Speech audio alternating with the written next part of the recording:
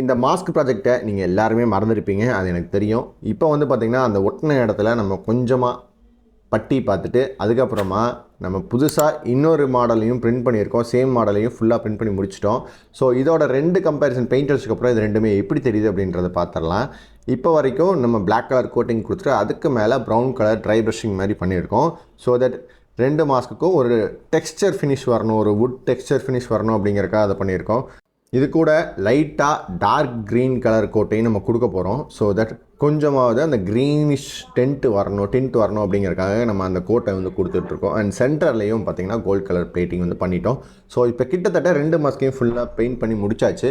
நீங்கள் இந்த பொசிஷனில் இந்த வீடியோவை பாஸ் பண்ணிவிட்டு கூட எந்த மாஸ்க்கு ஒட்ட வச்ச மாஸ்க்கு, எந்த மாஸ்க்கு ஃபுல்லி பிரிண்டட், எந்த பிரச்சனையும் இல்லாமல் வந்த மாஸ்க் அப்படின்றத கமெண்ட் பண்ணுங்கள். லெஃப்டா ரைட்டா அப்படின்றத. இது ரைட்டு அண்ட் அடுத்ததாக எடுக்கிறது லெஃப்ட்டு. ஸோ உங்களுக்கு பார்த்தாவே தெரியும்.